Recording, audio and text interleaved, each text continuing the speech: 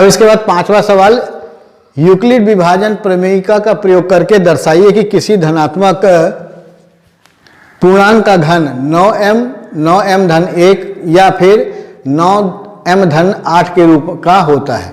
तो ये सवाल भी उसी प्रकार से बनेगा जैसे इससे पहले वाला सवाल बना था 3m और 3m+1 वाला।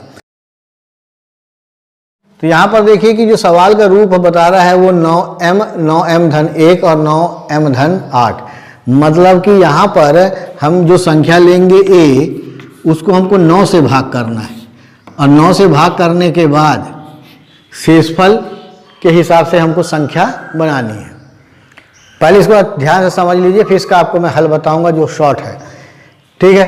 तो इस संख्या को यदि हम इस रूप में लिखेंगे तो क्या हो जाएगा, a बराबर 9m धन r। अब r का मान क्या होगा, 0 1 2 3 4 5 6 7 8, इतनी सारी संख्याएं आएंगी। तो ये बन जाएगा a बराबर 9m धन 0, फिर आ जाएगा 9m धन 1, फिर आ जाएगा 9m धन 2। तो इस प्रकार से टोटल 9 संख्याएं आएंगी। फिर उसके बाद क्या करना है कि इसका बोला है घन, किसी भी संख्या का घन बोला है। इसी वाले पहले सवाल में वर्ग बताया था, अब बता दिया घन मतलब घात 3। तो इसका सबका आपको घात 3 निकालना पड़ेगा, घात 3। तो इन सब का यदि आप घात 3 निकालोगे तो बहुत ज़्यादा समय लग जाएगा, हो सकता है सवाल आप छोड़ दो, अब बनाओ भी ना, ठीक है। और ये सवाल यदि आपके टीचर होमवर्क में देंगे तो ये लाइफ टाइम के लिए होमवर्क ही बन जाएगा।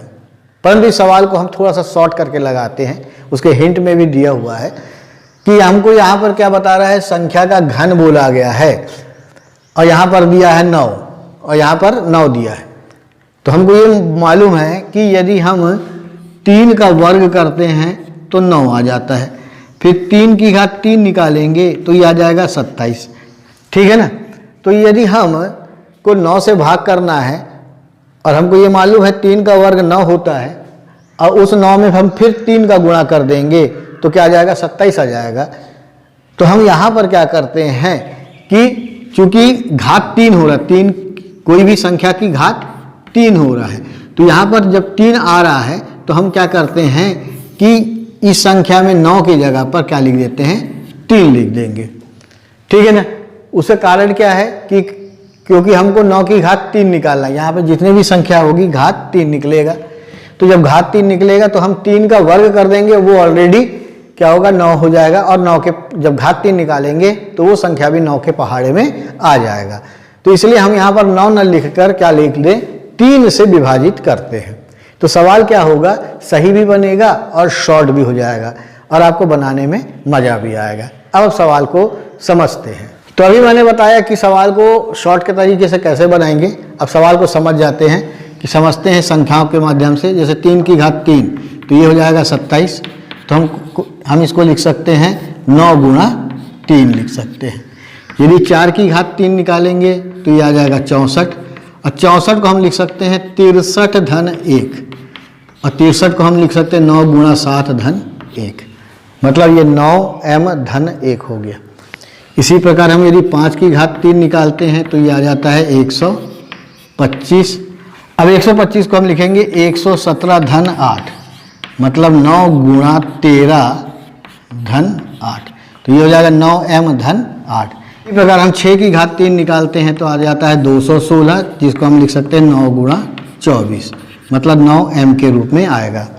तो हम यहाँ पर ये देखते हैं कि किसी भी संख्या की घात 3 निकाल दो तो या तो 9m के रूप में होता है या 9m धन 1 या 9m धन 8 के रूप में होता है। इसी प्रकार आपको संख्या लेकर आप ये देखिएगा कि इस रूप में होता है या नहीं होता, ये आपकी प्रैक्टिस के लिए है। अब हम सवाल को हल करते हैं। यहाँ पर क्या बता रहा है, 9m धन 1 के रूप में होगा, तो हम मान लेते हैं संख्या a और इसको 3 से भाग करेंगे तो q बार जाता है और शेषफल r आता है।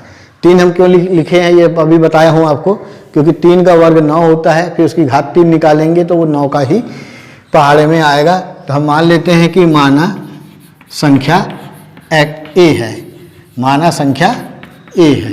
आप पूरा लिखिएगा कि माना धनात्मक पूर्णांक संख्या a है, ठीक है। अब इसके बाद हमने क्या लिखा, a बराबर 3q धन r अब r का मान क्या होगा, 0, 1 और 2 होगा।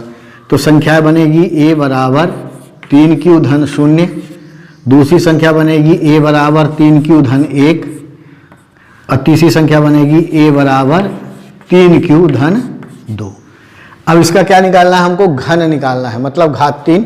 तब इस सब का घात 3 निकाल ले, तो इसको घात 3 कर दीजिए, इसको भी घात 3 कर दीजिए और इसकी भी घात 3 कर दीजिए। तब इसकी घात हम 3 निकालते हैं, तो यहाँ पे सूत्र लगेगा a प्लस बी की घात 3। यदि आपको सूत्र याद नहीं है तो इस सूत्र को देख लीजिए। तो यह है a की घात 3 धन 3a square b plus 3ab square धन b की घात 3। इस प्रकार से सवाल को लगाना है, इस सूत्र का प्रयोग करना है। तो ये तो सिंपल है, ये हो जाएगा 27 q की घात 3। फिर इसके बाद इसको हल कर लेते हैं। तो पहले a की घात 3, तो ये हो जाएगा 27 की घात 3, सॉरी 27 q की घात 3, फिर धन 3a स्क्वायर b, तो 3a स्क्वायर हो जाएगा 9 और 9 तिया 27, तो यहाँ आ जाएगा 27 q स्क्वायर धन 3ab स्क्वायर, तो 3a का मान 3q है तो हो जाएगा 9q और ये 1 हो जाएगा, है ना। 1 की घात 3 बराबर 1 हो गया। अब 3q धन 2 का वर्ग निकालते हैं। तो पहले आ जाएगा 27q की घात 3, ठीक है। फिर आ जाएगा 3a स्क्वायर होने से ही हो जाएगा 9q स्क्वायर, तो 9q स्क्वायर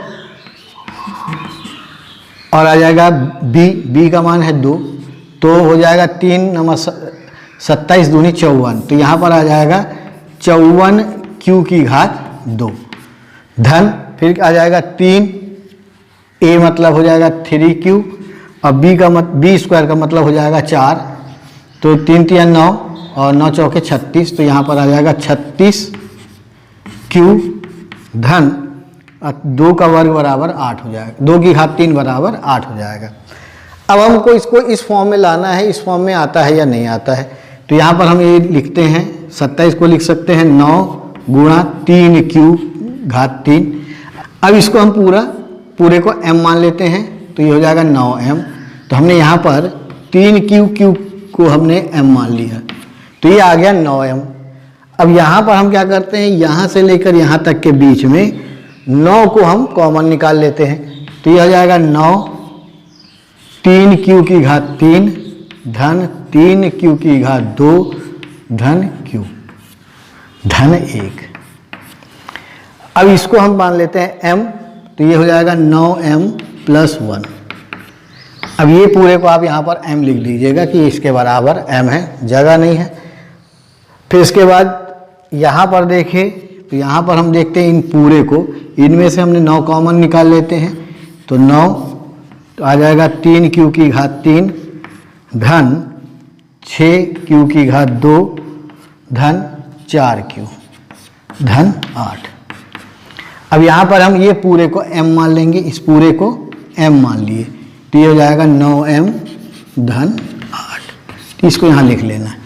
तो हम ये देखते हैं कि किसी भी संख्या, कोई भी संख्या है, पूर्णांक संख्या है और उसकी घात 3 हम जब निकालते हैं तो वो या तो 9m के फॉर्म में होता है या 9m धन 1 के फॉर्म में होता है या 9m धन 8 के फॉर्म में होता है। तो ये यूक्लिड के प्रमेयिका के द्वारा हम इस प्रकार से सिद्ध करते हैं। अब इसके बाद हमारा प्रश्नावली 1.1 के पूरे प्रश्न हल हो गए हैं, वो मैंने आपको बता दिया है। इसे आप कॉपी में नोट कर लेंगे और साथ ही साथ उदाहरण नंबर 2, 3 और 4 ये बहुत इंपॉर्टेंट है और समझने की दृष्टिकोण से भी इंपॉर्टेंट है और परीक्षा के दृष्टिकोण से भी इंपॉर्टेंट है। तो इन प्रश्नों को आप निश्चित रूप से कॉपी में लगा लीजिएगा और उनकी प्रैक्टिस कर लीजिएगा। अब इसके बाद हम प्रश्नावली 1.2 के प्रश्नों को हल करेंगे।